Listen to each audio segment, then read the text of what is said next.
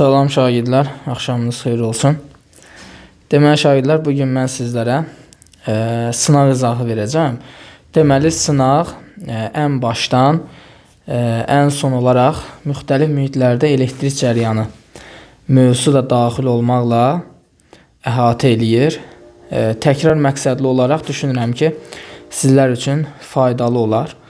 Bu əvvəlki illərdə Güvən Nəşriyyatının keçirtdiyi sınaq imtahanıdır və orada istifadə olunan sualların izahını bugün mən sizlərə təkrar məqsədi olaraq izahını paylaşacağım.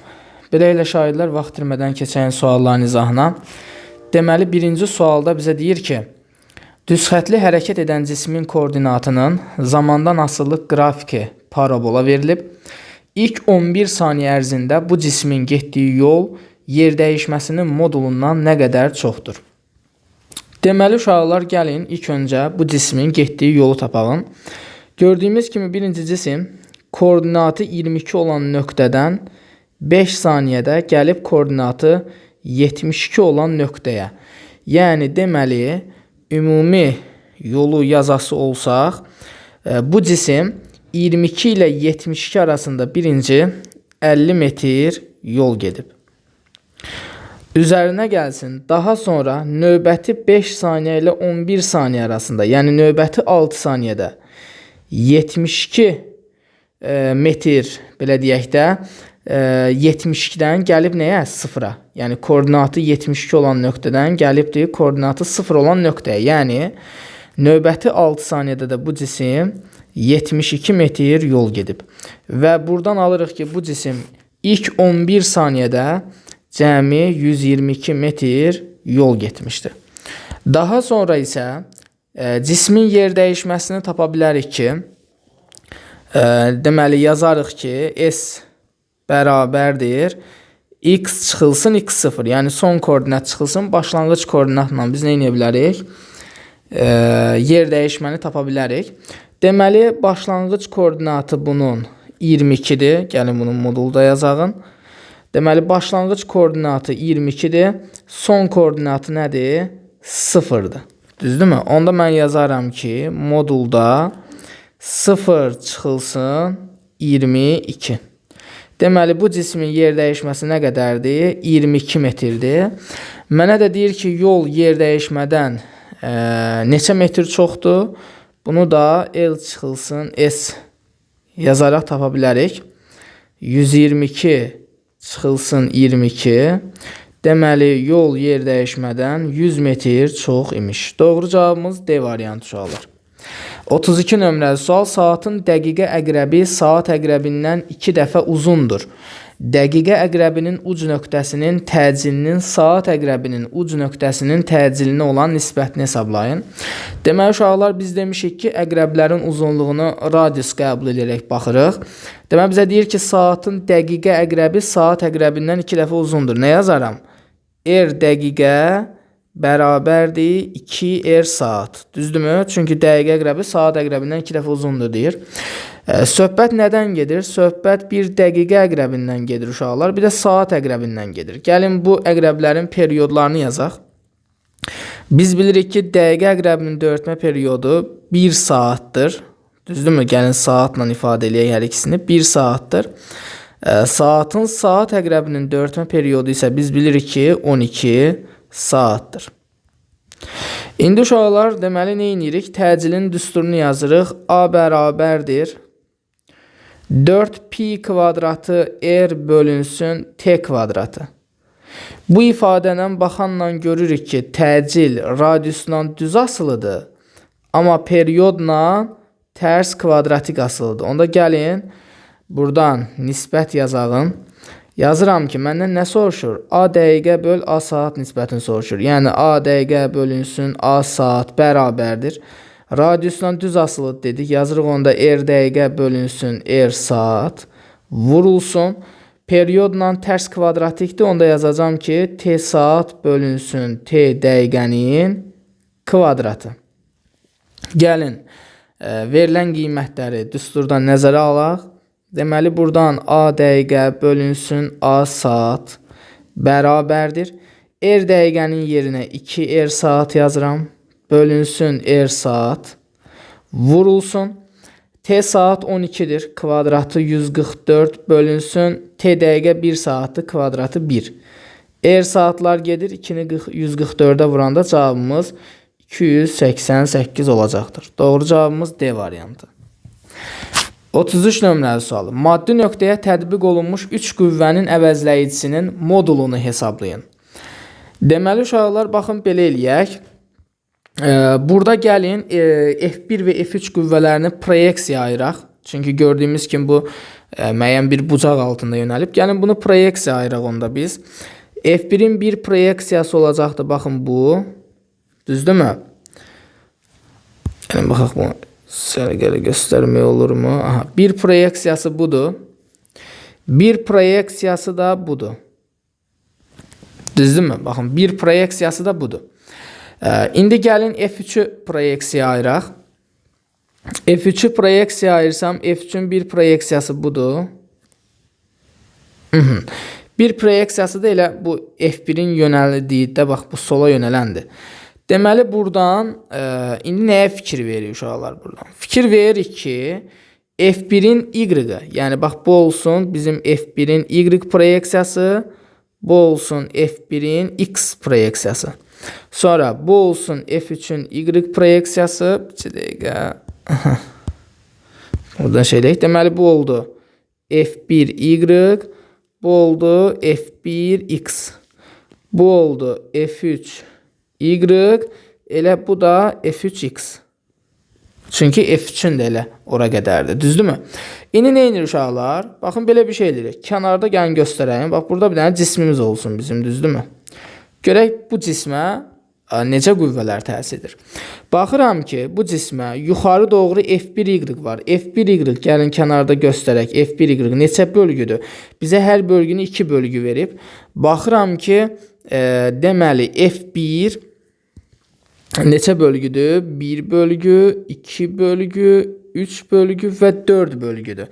F1 əgər 4 bölgüdürsə, 1 bölgü də 2-dirsə, deməli F1 nə qədərdir? 8 Newtondur.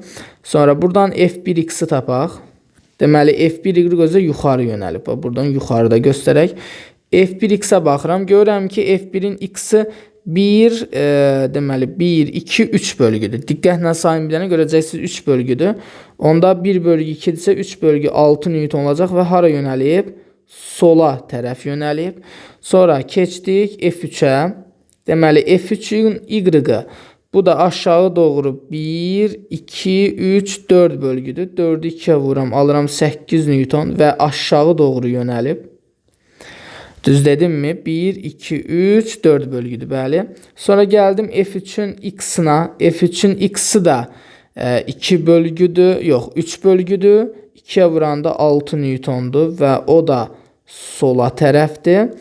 Və bir də nə qaldı? Bir də F2 qaldı. Baxıram ki F2 də deməli neçə bölgüdür? 1, 2, 3, 4, 5 bölgüdür. 2'yə vuranda 10 Newton alınır və o da hansı tərəfə yönəlib? Sağa tərəf yönəlib. Gəl indi burada cisim üzərində bunu göstərək. Deməli yuxarı doğru bir dənə 8 Newtonum var. Düzdürmü? Sola doğru bir dənə 6 Newtonum var. Aşağı doğru bir dənə 8 Newtonum var. Sonra yenə sola doğru bir dənə 6 Newtonum var. Bir də sağa doğru 10 Newtonum var. İndi gəlin əvəzləyicini tapaq. Yuxarı 8, aşağı 8 ilə getdi. Sola doğru 2 dənə 6 var, 12. Elə bir ki nə qaldı? Bax burada kənarda göstərsəm, sağa doğru bir dənə 10 Newton qaldı. Bir də sola doğru 2 dənə 6, yəni 12 Newton qaldı. Onda əvəzləyici qüvvə bizə 2 Newtonu verəcəkdir. Çünki bu iki qüvvə əks yönəldi. F əvəzləyici bərabərdir 12 minus 10. Cavabımız olur 2 Newton. 34 nömrəli sual. 1 və 2 nöqtələrində yerin gravitasiya sahəsinin intensivlikləri arasındakı hansı münasibət doğrudur? Deməli uşaqlar, biz bilirik ki J'nin düsturu balaca J bərabərdir. Böyük J vurulsun, M bölünsün, R kvadratıdır. Düzdürmü? İndi gəlin, deməli, mütənasiblik quraq. Görürük ki J R ilə tərs kvadratikdir. Onda yazaram ki J1'in J2-yə nisbəti bərabərdir.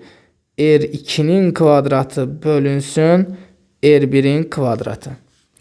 Onda buradan da alınacaq ki, J1-in J2-yə nisbəti bərabərdir.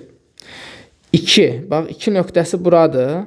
Mərkəzdən 2 nöqtəsinə qədər məsafə 2R'dir. Kvadratı bizə verir 4R'in kvadratını. J1 isə, baxın, bir nöqtəsini bura gətirəsi olsam, eyni, belə deyək də, konsentrik çevrə üzərindədir. Buradan bura qədər də 3R'dir. Kvadratı bizə verəcəkdir 9R'in kvadratını. Buradan R kvadratları gedir.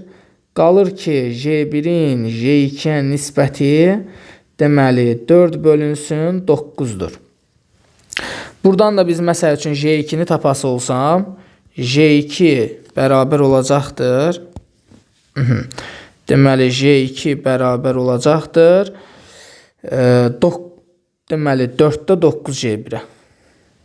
4-də 9 J1-ə. Yəqin ki, düz dedim. Bəli, doğru cavabımız Y variantı.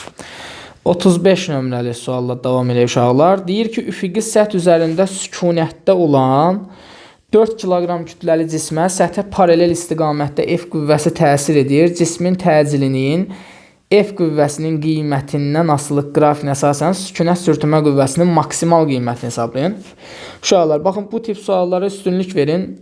Baxın, yadınızda saxlayırsınız ki, bax, bu qiymət, bax, düz bu qiymət.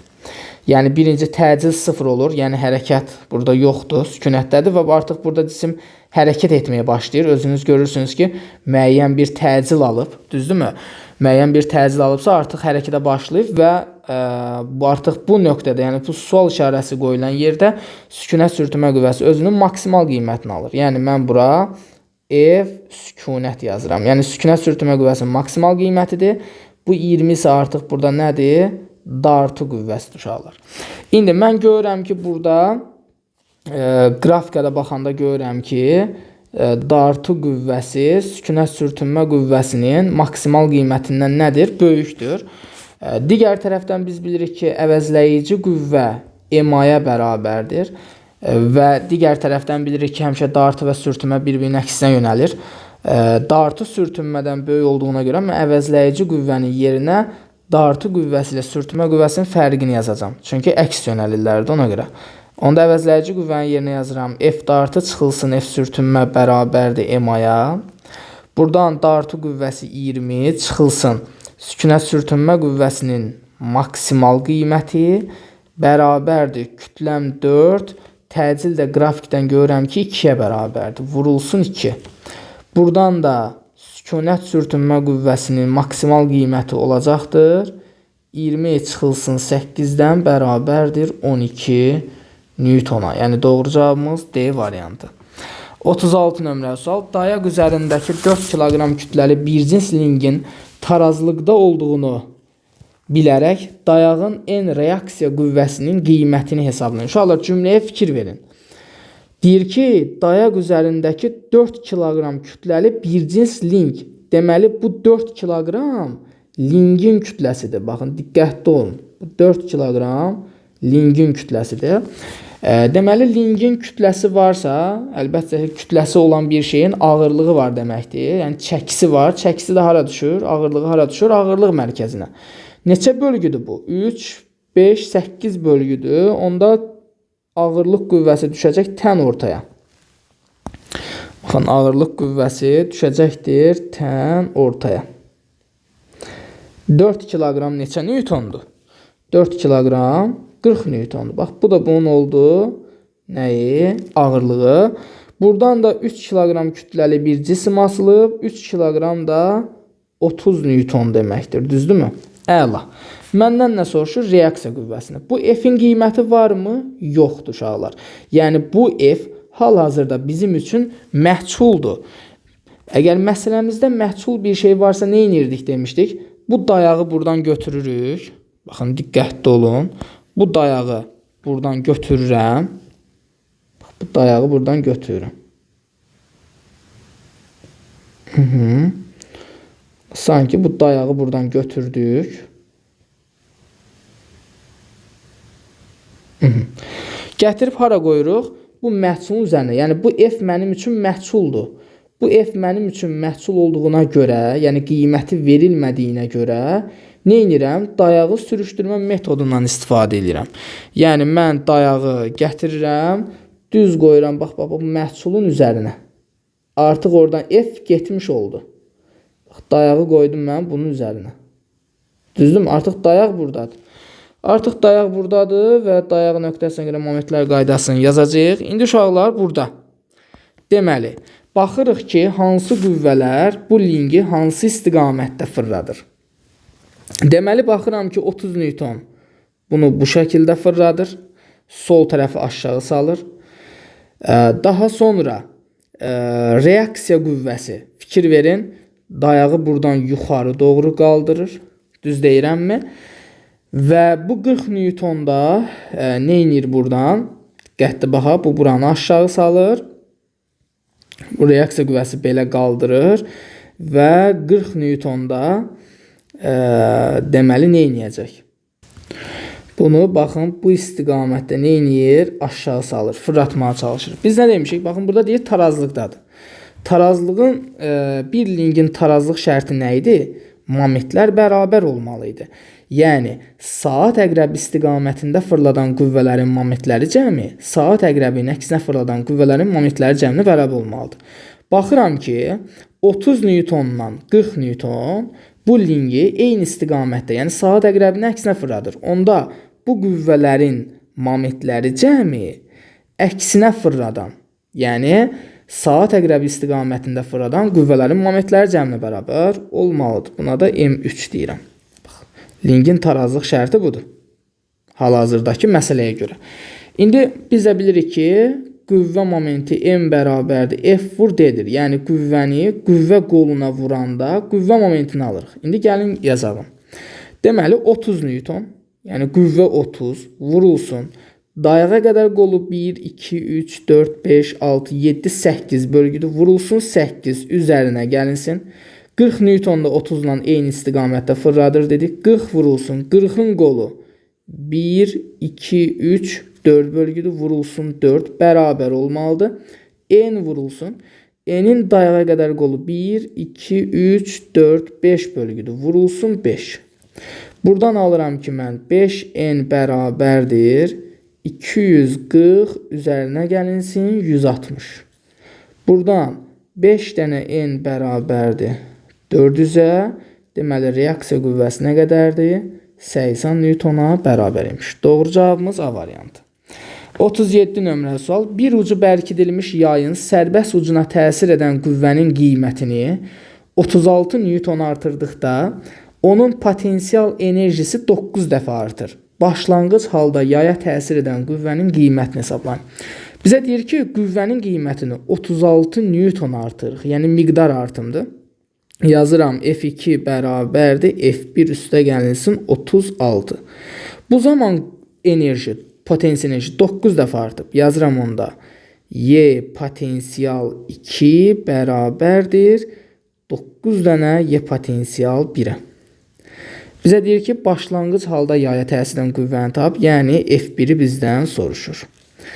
Deməli, uşaqlar, biz bilirik ki, yayın potensial enerjisinin düsturlarından biri F-in kvadratı bölünsün 2K-dır. Burada yayın sərtliyi dəyişmir və mən görürəm ki, potensial enerji qüvvə ilə düz kvadratik asılıdır. Onda asıllıq quracam. Yazıram ki, Y potensial 1 bölünsün Y potensial 2 bərabərdir F1-in kvadratı bölünsün F2-nin kvadratına. Yerinə yazsaq, deməli, Y potensial 1 yerində qalsın. Y potensial 2-nin yerinə yazıram 9 dənə Y potensial 1 bərabərdir.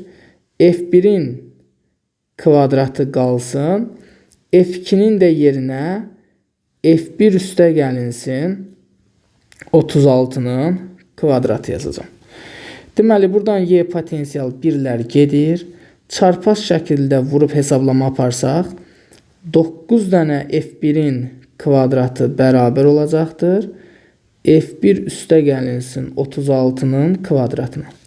Hər iki tərəfdən kök alsaq 9-dan 3 çıxar. F1-in kvadratından F1 çıxar. F1 üstəgəlsin 36-nın kvadratından da F1 üstəgəlsin 36 çıxar. Buradan F1-i sola keçirsəm 2 dənə F1 bərabər olar 36-ya. F1 də buradan alınacaqdır 18 Newton. Doğru cavabımız Y variantı. 38 nömrəli sual. Cismin sürətinin zamandan asılılıq qrafiki verilmişdir. Bu cismə təsir edən qüvvələrin əvəzləyicisinin gördüyü işin zamandan asılılıq qrafiki hansıdır? Deməli uşaqlar, biz bilirik ki, görülən iş Fs-dir. Əvəzləyici qüvvənin gördüyü iş olacaqdır onda F əvəzləyici vurulsun S. Buradan da A əvəzləyici bərabərdir. Əvəzləyici qüvvənin yerinə yazıram M vurulsun A vurulsun S. Cismin kütləsi dəyişmir. Hərəkət bərabər yavaşlayan hərəkətdir. Yəni bərabər təcil hərəkətdir. Təcil də dəyişmir. Görürəm ki, əvəzləyici qüvvənin işi S ilə düz mütənasib şəkildə asılıdır. Baxıram ki, bu X oxu istiqamətində yavaşlayandır. X oxu istiqamətində yavaşlayan hərəkəti necə göstərə bilərəm ST qrafikində? Əlbəttə ki, X oxu istiqamətində yavaşlayan hərəkət budur. Və əvəzləyici qüvvənin işi də S ilə düz asılı olduğuna görə S-in qrafiki necədirsə, əvəzləyici qüvvənin işinin də zamanlı asılılıq qrafiki onunla eyni olacaqdır. 39. Uzunluğu 6 metr olan mexaniki dalğanın, deməli dalğa uzunluğunu bizə verib 6 metr. Dalğanın fazalar fərqi, yəni delta fi 5 pi bölünsün 3'dür. Bizə deyir ki, iki nöqtə arasındakı məsafəni tap. Buna R deyirəm uşaqlar. Əlbəttə ki, bunun düsturu kitabda var, amma məsləhət görmürəm ki, düsturu əzbərləyəsiniz və belə bir qayda deyirəm. Ümumiyyətlə, dalğa uzunluğu nədir? Bir rəqs periodu ərzində dalğanın yayıldığı məsafədir. Düzdürmü? Bir rəqs periodu da fazacı nədir? 2 pidir. Deməli, 1 lambdaya həmişə 2 pi düşür. Düzdürmü? 1 lambdaya 2 pi düşürsə, ixtiyari R məsafəsinə faza fərqi düşür həmişə. Bax, bu nisbəti əgər yadda saxlaya biləcəksinizsə, bu sualları rahat şəkildə həll edəcəksiniz. Əzbərləməyin. Həmişə bir dalğa uzunluğuna 2 pi düşür. İxtiyari məsafəyə faza fərqi düşür. Bizdən də buradan məsafəni soruşur. R-i tapanda olur. Lambda vurulsun delta fi bölünsün 2 pi. Yerinə yazaq indi R bərabərdir. Lambda nə qədərdir? 6'dır. Vurulsun. Delta fi'nin yerinə 5 pi bölü 3 yazıram. 5 pi 3 düşdü məxrəcə. Bir də məxrəcdə nə var? 2 pi var. Buradan da hesablama aparıram ki, deməli pilərimiz ixtisar getdi. 2 vur 3 6, bu 6 ilə ixtisar getdi. Bir dənə 5 qaldı. Yəni 5 metr. Doğru cavabımız C variantı. 40 nömrəli sual. Verilmiş kütləli ideal qaz üzərində gedən hansı proses izotermik sıxılıma uyğundur? Verilmiş kütləlidir şərtdə. Verilmiş kütləli nə deməkdir? Cismin kütləsi sabitdir. İzotermik prosesdir. İzotermik prosesdə biz bilirik ki, temperatur sabit qalır və sıxılmaya uyğundur deyir. Sıxılma nədir? Həcmin azalmalı. İndi gedək izotermik prosesdə temperatur sabit qalır dedik. Temperatur sabit qalır ya 1,3-də ya da 1,6. Yəni doğru cavabımız ya 1,3 olmalıdır ya da 1,6 olmalıdır. İdeal qazın hal tənliyini yazsaq PV bərabərdir nü R T-yə görə. Verilmiş kütləlidir. M molyar kütlə dəyişmir. Ona görə nü dəyişmir. R dəyişmir. Buradan da biz P-ni tapanda nə alıram? P bərabərdir nü R-ə dəymirəm. T bölünsün V alır. Gördüyümüz kimi izotermik prosesdə temperatur dəyişmir, təzyiq həcmlə tərs asılıdır. Deməli, sıxılsın deyir, həcm azalsın. Həcm azalanda izotermik prosesdə təzyiq artır. Çünki izotermik prosesdə P ilə V tərs asılıdır. Deməli, təzyiq artmalıdır. O da hansı hissədir? 1,3 hissəsidir. Çünki 1,3-də təzyiq artır, həcm azalır. Yəni sıxılma olur. Temperatur da sabit qaldığına görə izotermik sıxılma.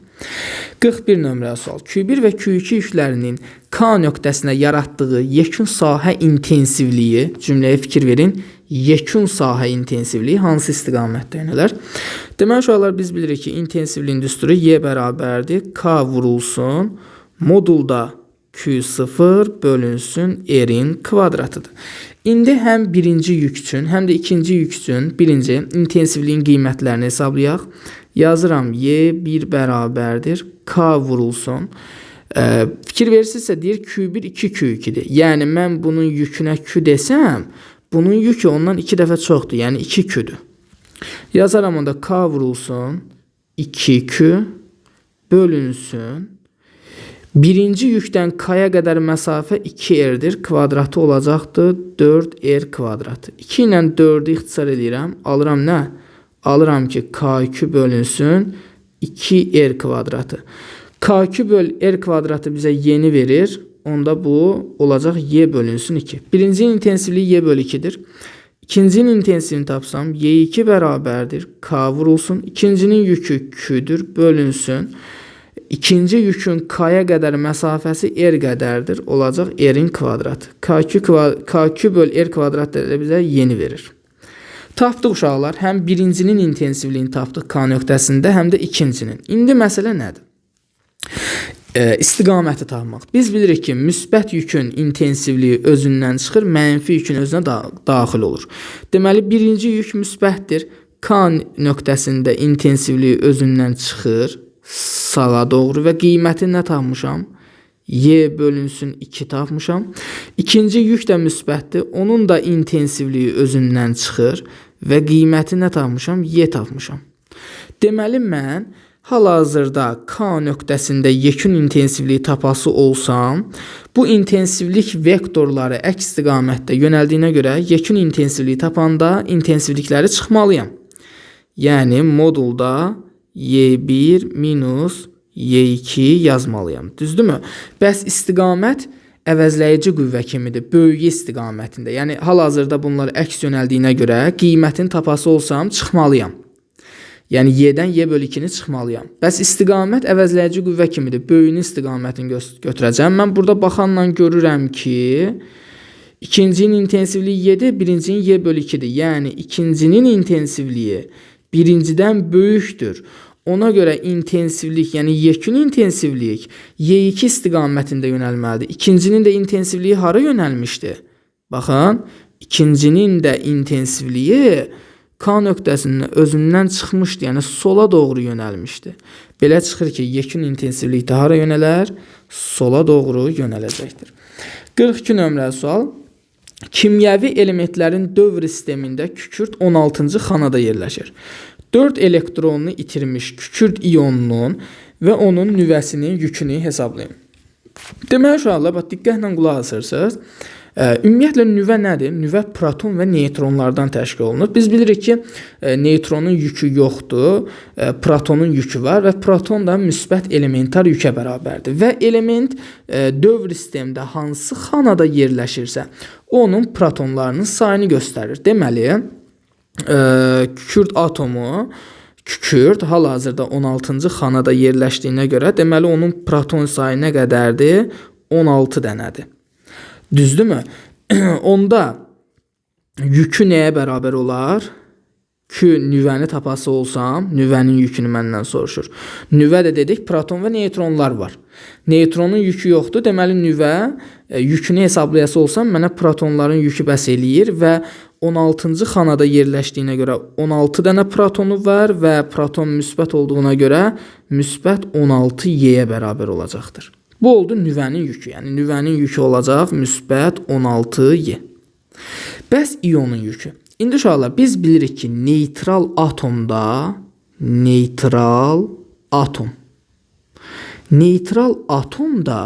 elektron sayı ilə proton sayı bərabər olur. Deməli, hal-hazırda 16 dənə proton varsa, neytral halda bunun neçə dənə elektronu var? Elə 16 dənə elektronu var. Bəs elektronun yükü nəyə bərabər olar burada? Fikir versinizsə, bu 4 elektronunu itirir. Neytral halda bunun 16 dənə elektronu var. 4 dənəsini itirəndən sonra nə olacaq? Olacaqdır 12 dənə. Bax, hal-hazırda 16 dənə elektronu vardı. 4 dənəsini itirəndən sonra bunun qaldığı 12 dənə elektronu. İndi Bəs elektronun yükü nəyə bərabər olar? Elektron da mənfidir. Ona görə mənfi elementar yükə bərabər olacaq və 12-dən olduğuna görə mənfi 12y olacaqdır. Bəs iyonun yükü necə tapılır uşaqlar? İyonun yükünü tapmaq üçün nüvənin yükü ilə elektronun yükünü toplamalısınız. Buradan Q iyon bərabər olacaqdır. Nüvənin yükü müsbət 16y. Üzərinə gəlsən elektronun yükü də mənfi 12y. Deməli buradan iyonun yükü olacaqdır müsbət 4y. Deməli iyonun yükü müsbət 4y, nüvənin yükü isə müsbət 16y olacaqdır. 43 nömrəli sual. Deyir ki, bir cins elektrik sahəsinin intensivliyinin ədədi qiymətini hesablayın. Deməli uşaqlar, bax, biz demişdik ki, ekvipotensial səthlər nə idi? İntensivlik xətlərinə perpendikulyar olan səthlər idi.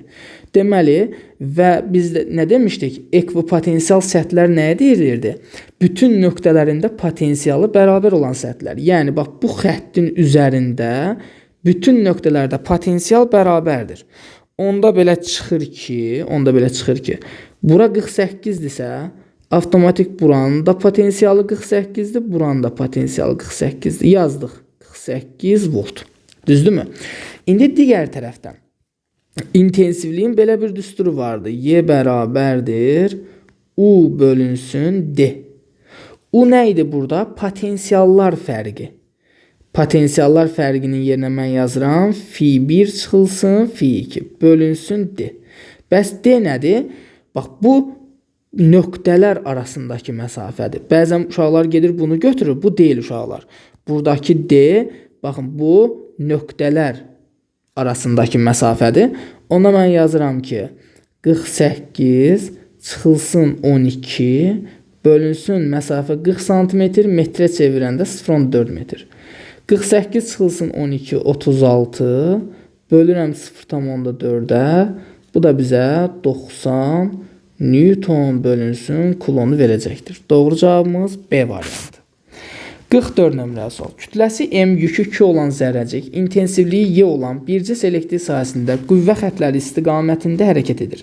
Zərrəciyin təcili hansı ifadə ilə təyin olunur? Burada uşaqlar biz bilirik ki, Y bərabərdir F bölü Q düsturundan F-i tapanda, yəni elektrik qüvvəsini tapanda olur. F bərabərdir Q vurulsun Y. Digər tərəfdən də bilirik ki, əvəzləyici qüvvə nəyə bərabərdir? M-aya. Baxın, bu ifadələri bərabərləşdiririk. Yəni, M-a bərabər olur Q-yə. Buradan da təcili bizdən soruşur. A-nı tapanda olacaqdır. Q vurulsun Y bölünsün M. Doğru cavabımız C variantı.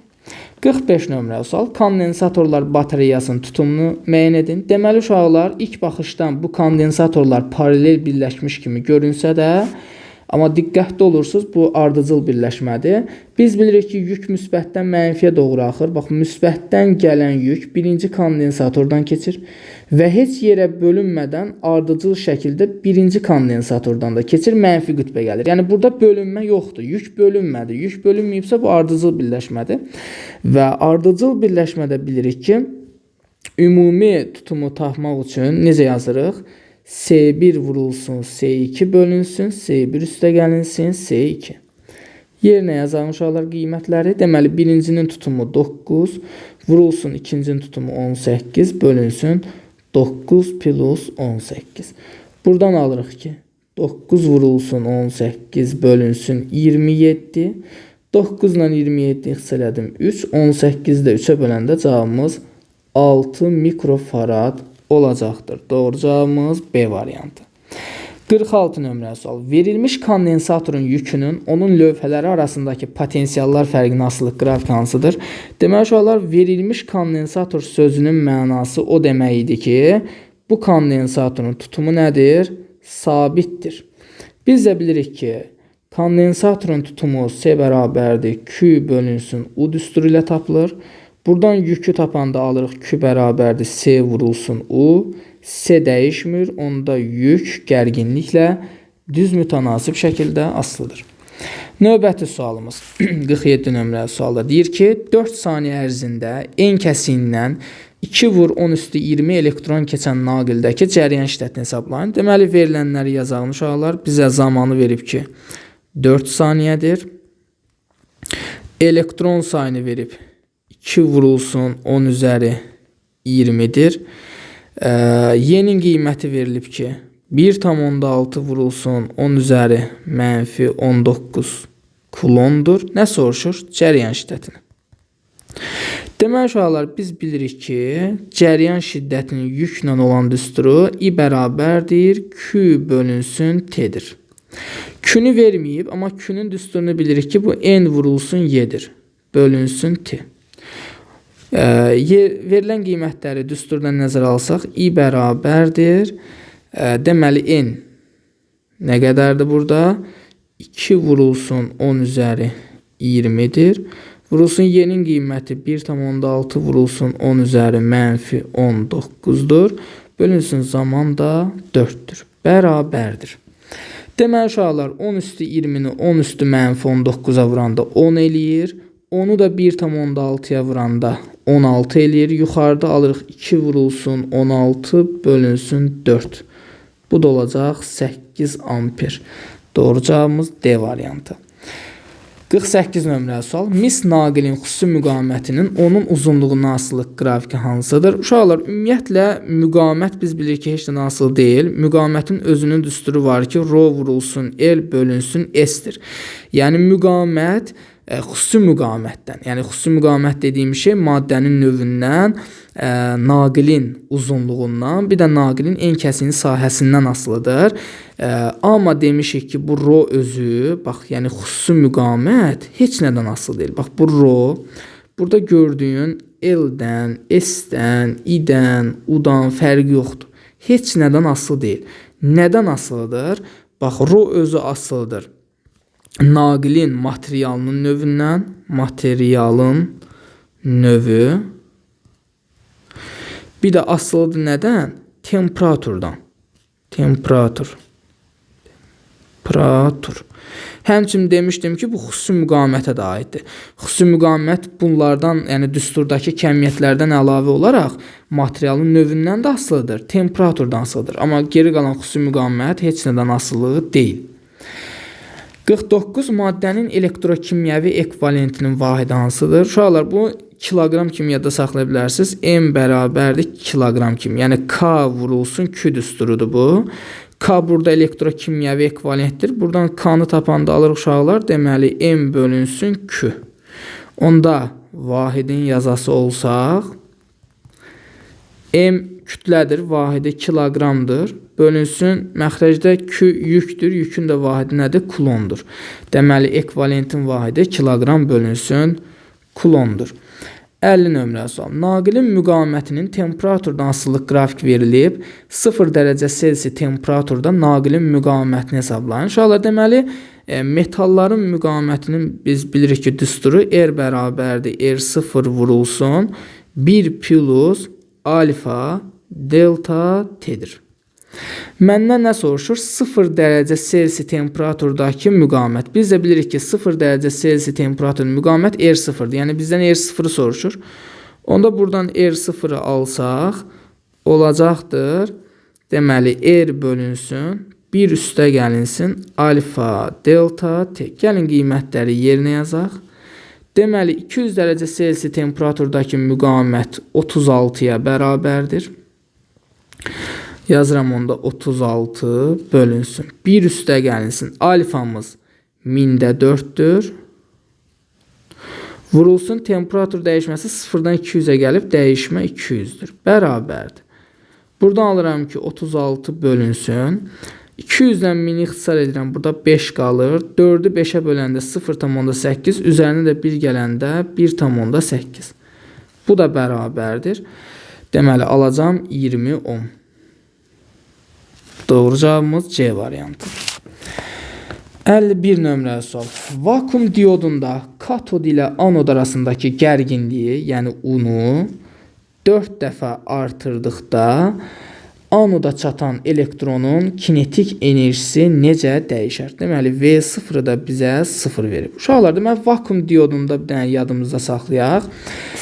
Demişdik ki, katoddan bir elektron qoparmaq üçün lazım olan enerji nə idi? Çıxış şeydi uşaqlar, düzdürmü? Və demişdik ki, biz istənilən vaxt, yəni oradan belə deyək də, elektronu qopara bilmərik. Düzdürmü? Onun üçün nə olmalıydı? Biz demişdik ki, çıxış işi, daha doğrusu kinetik enerji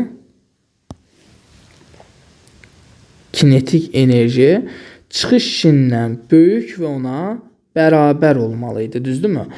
Onda buradan belə bir şey eləyərik. Belə də yaza bilərik ki, bunu. Həm də digər tərəfdən biz bilirik ki, görülən iş nədir? Kinetik enerjinin dəyişməsi kimi də gedə bilərik. Burada onda alıram ki, A bərabərdir. Kinetik enerjinin dəyişməsinin yerinə yazıram ki, son kinetik enerji çıxılsın başlanğıc kinetik enerji. Başlanğıc sürəti 0 olduğuna görə başlanğıc kinetik enerjisi də 0-dır. Onda buradan A bərabər olur Y kinetikə. Deməli, burada işin yerinə də Q düsturunu yazıram. Burada söhbət elektrondan gedir. Yəni, elektronun yükün yerinə Y yazacağım. Yəni, A-nın düsturu bizdə görülən işin Q deyilmi elektrik sahəsində?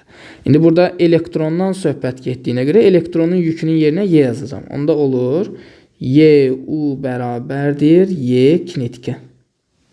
Buradan da baxıram ki, kinetik enerji gərginliklə düz mütənasib şəkildə asılıdır. Yəni, biz gərginliyi 4 dəfə artıranda kinetik enerjisi nə edəcəkdir? 4 dəfə artacaqdır. Doğru cavabımız A variantı. 52 nömrəli sual. Növbəti sualda uşaqlar deyir ki, şərti işarələrlə verilmiş cihazlar üçün Euler-Venn diaqramında uyğun ifadələri müəyyən edin. Deməli, vakuum diodudur, birinciyə aiddir. Yarım keçirici dioddur, ikinciyə aiddir. İş prinsipi P-in keçidinə əsaslanan bu yarım keçirici dioddur. İş prinsipi termoelektron emissiyasına əsaslanır. Bu vakuum diodudur. Dövrədən bir istiqamətli cəryan keçməsini təmin edir uşaqlar. Həm vakuum diodu, həm də yarım keçirici diod yalnız bir istiqamətdə cəryanı buraxır. Ona görə 5 ortaqdır. Deməli 1, 4, daha sonra 2, 3, 5 doğru cavabımız D variantı. Növbəti sual. Açar sözlərdən uyğun ardıcıllıqla istifadə edərək mətni tamamlayın. Öz mayəsi ilə dinamik tarazlıqda olan buxar, bu doyan buxar sayılır. Dinamik tarazlıqda olmayan buxar, doymayan buxar adlanır. 5 uyğun gəlir. Maye ilə onun doyan buxarı arasındakı fiziki fərqin yox olduğu temperatur, deməli, bu adlanır böhran temperaturu. 1 uyğun gəlir. Havadakı su buxarının doymuş buxar halına keçdiyi temperatura şeh nöqtəsi deyilir. 6 gəlir.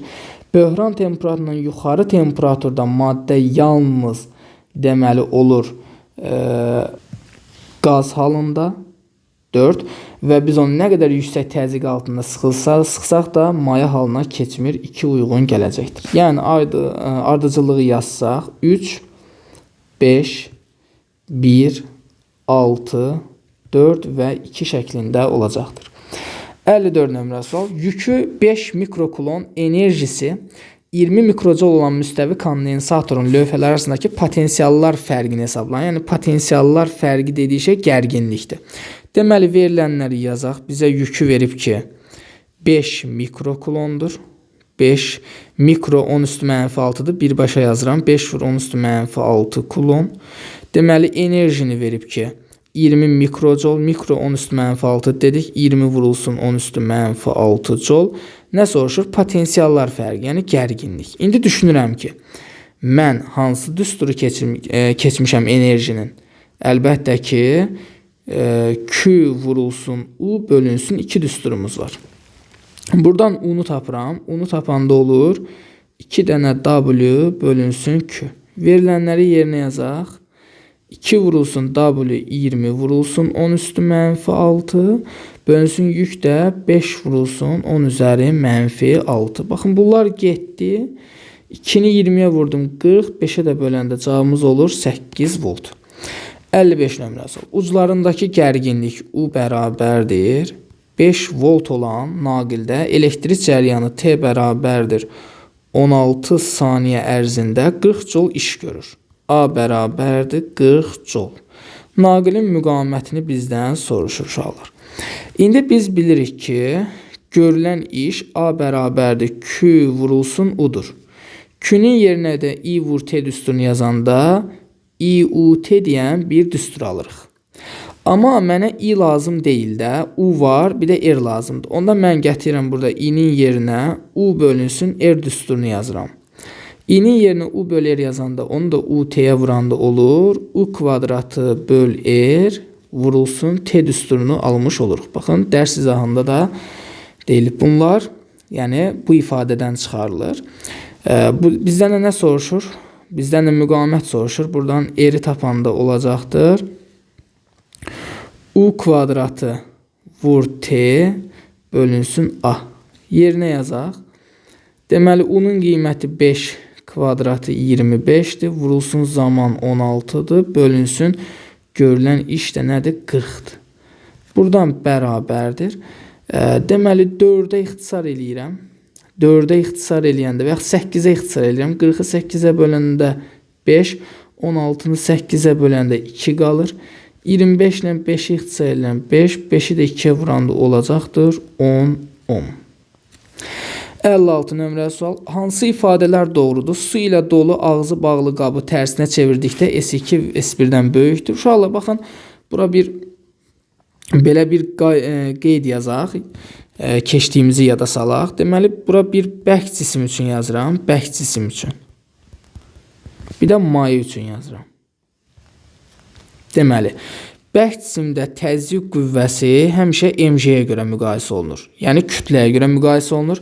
Bərk cismin təzyiq qüvvəsi. Bərk cismin təzyiqi isə P bərabərdir F təzyiq bölü S. F təzyiqin yerinə mg-də yaza bilərik. Mg bölünsün S-ə görə baxılacaq. Mayenin təzyiqi deyəndə Rho, J, H-a baxacaq. Mayenin təzyiqi deyəndə. Mayenin təzyiq qüvvəsi deyəndə isə Rho, J, H, S-ə görə baxacaq. Bunu unutmayın. İndi gəlin bizi variantlara baxaq. Mənə deyir ki, su ilə dolu ağzı bağlı qabı tərsinə çeviririk. Qabın üfüqi səthə göstərdiyi təzyiq artar. Gəl baxaq. Fikir verin, qabın səthə göstərdiyi təzyiq. Yəni, qab özü bir bərk cisimdir. Bərk cismin təzyiqini deyir. Ona mən F təzyiq bölünsün S yazıram. Bu bərk cismin müəyyən bir kütləsi var. Biz tərsinə çevirəndə kütlə dəyişmədiyinə görə təzyiq qüvvəsi dəyişmir. Onda təzyiq sahə ilə tərs asılıdır. Tərsinə çevirəndə, bax, bunu tərsinə çevirəndə sahə neyinir? Azalır. Sahə azaldığına görə təzyiq artmalıdır. Deməli, bir ifadəsi doğrudur. 2 getdi. Qabın üfüqi səthə göstərdiyi təzyiq dəyişməz, yanlışdır, getdi. İndi cümləyə fikir verin. Suyun qabın dibinə göstərdiyi təzyiq qüvvəsi. Artıq suya keçdik, mayəyə keçdik. Bax, mayə deyirsə bu tərəfdir. Təzyiq qüvvəsi dediyinə görə, bax, bu düstura baxıram. Deməli, biz qabı tərsinə çevirəndə maye dəyişdimi? Dəyişmədi. Ona görə mayenin sıxlığı dəyişməz. J dəyişməz. Su ilə dolu dediyinə görə biz qabı tərsinə çevirəndə mayenin hündürlüyü də dəyişməz. Əlavə olaraq təzyiq qüvvəsi sahədən düz asılıdır. Biz qabı tərsinə çevirəndə sahə azaldığına görə təzyiq qüvvəsi azalacaqdır. Deməli, 1 də olacaqdır 5. 1 və 5 doğru cavablardır. 57 nömrəli sual. Uyğunluğu müəyyən edin. Sabit gərginlik mənbəyinə qoşulmuş dövrədəki reostatın sürgüsünü sağa sürüşdürəndir. Diqqətlə nəyə fikir verir uşaqlar? Mənbənin bir qütbünü müsbət, digər qütbünü mənfi qəbul edirəm. Müsbətdən cəryan gəlir, düzdürmü? Gələn cəryan birinci, bax, ampermetr üzərindən keçdi, gəlir. Baxın, bu qədər hissədən keçir. Bu reostatın sürgü qolu hara qədərdirsə, cəryan oradan ora qədər gəlir. Reostatın üzərindən keçir, gəlir cəryan mənbəyinin mənfi qütbünə. Ümidvaram ki, bura qədər aydın. Cəryan birinci bu qədər hissədən keçdi. İndi mənə nə deyir? Mənə deyir ki, reostatın sürgü qolunu sağa sürüşdür. Yenə bura müsbət, bura mənfidir. Mən sadəcə reostatın sürgü qolunu bir balaca sürüşdürürəm sağa. Düzdürmü? İndi yenə də burada müsbətdən cəryan gəlməyə başlayır. Müsbətdən cəryan gəlir. Bayaq ki formada. İndi əlavə olaraq, bax, bu qədər hissədən də keçir. Əlavə olaraq bu qədər hissədən də keçir. Gəlir cəryan mənbəyinin mənfi qütbünə. Nəticədə nə baş verdi? Əvvəl cəryan yalnız göy hissədən keçirdi. İndi həm göy, həm qırmızı hissədən keçir. Yəni cəryan keçən hissənin uzunluğu artdı. Aha, bax, buranı pozaq indi. Deməli, cəryan keçən hissənin uzunluğu artdı. Cəryan keçən hissənin uzunluğu artdısa, R bərabərdir rho vur L böl S-ə görə naqilin müqaməti uzunluqla düz asıldır. Bu L artdığına görə reostatın müqaməti artdı. Əla, deməli, reostatın müqaməti artar. İndi, ümumi müqamətə baxası olsaq, əlbəttə ki, reostatın müqaməti artıbsa, bu rezistordur. Baxın, biz bu rezistora heç bir şey eləməmişik. Yəni, bunun müqaməti dəyişməyib. Amma reostatın müqaməti artdığına görə dövrənin ümumi müqaməti artacaq. Yəni 1-ə Y mütləq gələsidir. İndi gəlirəm digər məsələyə. Bu A2 ampermetri hardan keçən cəryanı ölçür? Reostatdan keçən cəryanı ölçür. Düzdür? Ona mən yazıram ki, I bərabərdir. Deməli, U bölünsün R reostat. Reostat yazıram. Deməli, burada mənbənin gərginliyi dəyişməyib. Yəni, bu konstantdır. Reostatın müqaməti artdığına görə bu A2 ampermetri göstərişi nə edəcək? Azalacaq. Çünki müqamətlə tərs asıldı. Deməli, A2 azalar. 2-yə getdi B variantı. İndi gəlirəm A1-ə, yəni I1-ə bax. Bu hardan gələn cəryanı ölçür? Bu rezistordan gələn cəryanı ölçür. Yazıram onda I1 bərabərdir U bölünsün R. Mənbənin də gərginliyi dəyişməyib. Bu rezistorun da müqaməti dəyişməyib. Onda nəticədə I1 nə etməz? Dəyişməz. Deməli, A1 ampermetrin göstərişi dəyişməz. C variantı. Gəlirəm indi A. Bir şeyə diqqət edin. Bura müsbət, bura mənfi qeyd elədik. Müsbətdən gələn cəryan ampermetrlə keçir. Gəlir bunun bir hissəsi yuxarıdan keçir cəryanın, bir hissəsi aşağıdan keçir. Və yuxarıdan gələn cəryan reostatın üzərindən keçir, A2 ampermetrin üzərindən keçir. Aşağıdan gələn A1 ampermetrindən keçir və nəticədə bunlar burada birləşirlər və gəlirlər mənbənin mənfi qütbünə. Yəni belə çıxır ki, A ampermetrinin göstərişi A1 ampermetri ilə A2 ampermetrindən keçən cəryanların cəminə bərabərdir. Deməli, A1 dəyişməmişdi, A2 isə neynəmişdi? A2, yəni I2 azalmışdı. Onda bu A-nın da göstərişi neynəyəcək? Azalacaq. Çünki toplamadı da bildin, yəni A2 ilə düz asıldı. Dövrədən, yəni bu A2 ampermetrin göstərişi azalırsa, deməli dövrədən gələn cəryanın qiyməti azalıb. Deməli A ampermetrin göstərişi azalar. 2-yə D variantı uyğun gəlir. İndi gəlirəm, baxın bu voltmetrin göstərişinə. Maraqlıdır bu voltmetrin göstərişi. Buraları pozuram. Buraları pozuram ki, qarışmasın. Baxın, bu hissələri pozdum. Bunların hamısını pozuram da. Qarışmasın çünki. İndi bir şeyə fikir verək. Bu mənbənin qütbünə A deyirəm, bu mənbənin qütbünə B deyirəm. Biz bilirik ki, naqil üzərindən getdikcə qarşımıza maneə çıxmayana qədər düyün nöqtəsinə eyni hərfi yaza bilərik. Bura A-dırsa, boş naqildir, bura A yaza bilərəm. Bu da boş naqildir, qarşımda maneə yoxdur, A yaza bilərəm. Qarşımda nə var? Bir dənə ampermetr var. Ampermetr biz bilirik ki, cəryanı ölçür. Yəni müqaməti çox kiçikdir, özündən cəryanı buraxır. Ona görə biz bunun üzərindən tullanaraq burada A yaza bilərik. Boş naqildir, burada A-dır. Boş naqildir, burada A-dır və boş naqildir, burada A-dır. Artıq qarşımda bir voltmetr var. Voltmetrin müqaməti böyükdür, özündən cəryan buraxmır. Ona görə mən buradan tullanıb bura A yaza bilmərəm. Qayıdıram aşağı. Bura B-dirsə, boş naqildir, burada B-dir. Boş naqildir, burada B-dir. Burada B-dir. Burada B-dir. Burada B-dir. Qarşımda bir də ampermetr var. Ampermetr cəryanı buraxır. Ona görə burada B yaza bilərəm, burada B yaza bilərəm. Nəyin şahidi olduq? Bu hissələri indi pozuram ki, qarışmasın. Baba, buraları pozuram. Buraları pozdum. Niyə? Çünki sonda buranı A, buranı B almışam. Bir də burada A, bura B demişdim. Düzdürmü? Fikir verirsinizmi? A və B nöqtələri arasında gərginlik nədir? Sabitdir. Bu V2 nəyi ölçür? A ilə B arasındakı gərginliyi ölçür. Deməli, V2'nin göstərişi dəyişməyəcək. Çünki A ilə B arasında U-nu sabit verib. V2 də A ilə B arasında qaldı. Deməli, V2 voltmetrin göstərişi dəyişməz. Ona görə 3-ə əlavə olaraq A variantı da gedəcəkdir. 1-ə Y, 2-yə B-dir, 3-ə isə AC olacaqdır. Və 58 nömrəli sual deyir ki, nöqtəvi yükün elektrik sahəsinin intensivliyinin bu yükdə olan məsafədən asılı qrafikini çəkin. Uyğun düsturdan istifadə etməklə cavabınızı əsaslandırın. Biz bilirik ki, uşaqlar, nöqtəvi yükün elektrik sahəsinin intensivliyi K vurulsun modulda Q0 bölünsün R kvadratıdır. Buradan gördüyümüz kimi elektrik sahəsinin intensivliyi yükdən nöqtəyə qədər olan məsafədən necə asılıdır? Tərs kvadratik şəkildə asılıdır. Yəni Y R-dən tərs kvadratik şəkildə asılıdır. Yəni qrafik olaraq desək tərs şəkildə asılıdır. Qiymət olaraq baxsaq bu kvadratı da nə edirik? Fikir veririk. 59 nömrəli sual. Verilmiş kütləli ideal qazın izotermik genişlənməsi zamanı təzyiqi 4 dəfə azalır. Bu proses zamanı qazın həcmi 6 kub desimetr olaraq artarsa, prosesin sonunda qazın həcmini kub desimetr hesabla. Deməli, verilmiş kütləli qazdır. M bərabərdir konstant. Bizə deyir ki, təzyiqi 4 dəfə azalıb, yəni P2 bərabərdir P1 bölünsün 4. Bu zaman qazın həcmi 6 kub desimetr artır. Yəni V2 bərabərdir V1 üstə gəlinsin 6. Bizə nə deyir?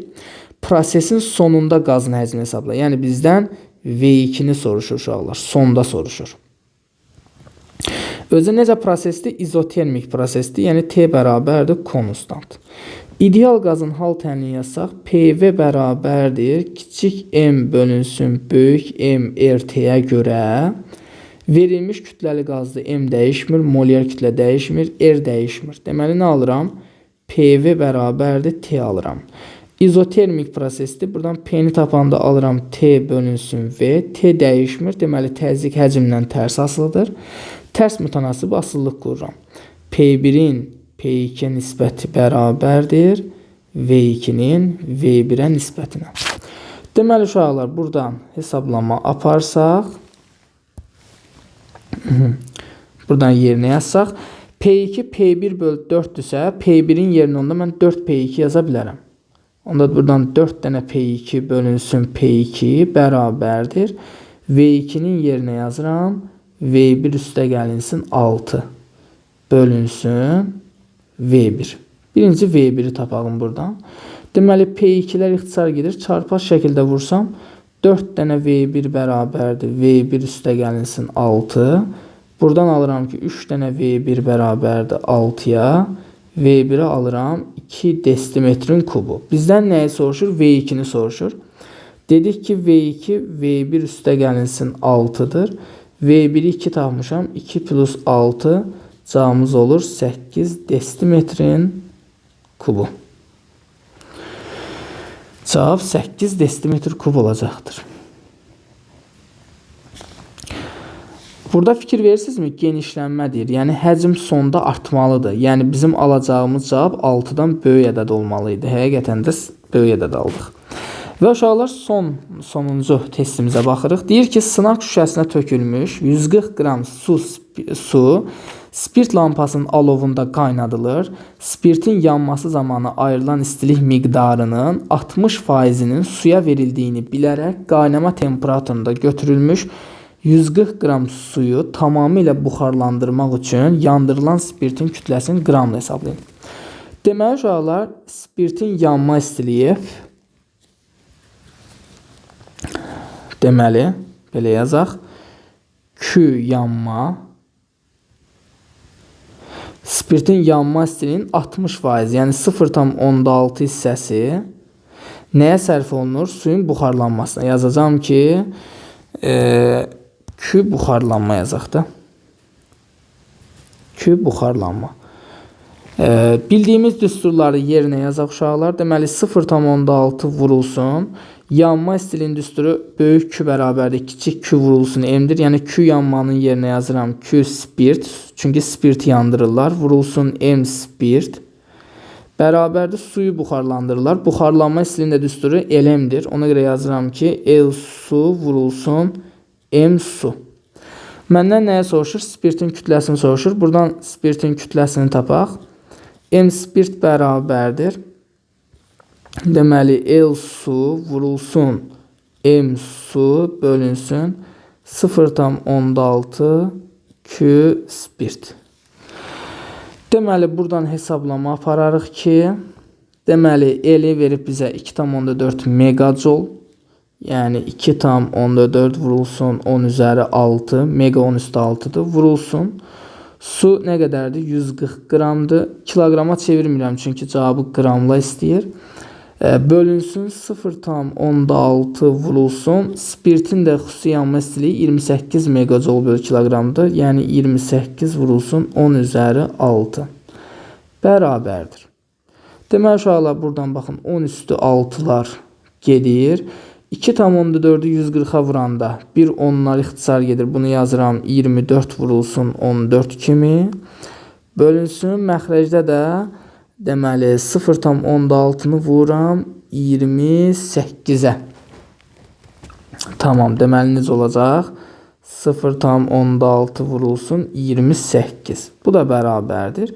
28 ilə 14 ixtisar edirəm, burada 2 qalır. 24 ilə 2 ixtisar edirəm, burada 12 qalır. Alınır. 12 bölünsün 0,6. 12'ni də 0,6'ya bölmək 120'ni 6'ya bölmək deməkdir də. Olacaq 20 qram. Deməli 20 qram demək nə etmək lazımdır? Spirti yandırmaq lazımdır. Belə şahidlər maraqlı bir sınağın izahının sonuna çatdıq. Ümidvaram ki, sizlər üçün öyrədici və əhəmiyyətli bir video olmuş olar. Belə şahidlər, inşallah növbəti sınaq izahlarında görüşənə qədər özünüzə yaxşı baxın, sağ olun, sağlıqla qalın.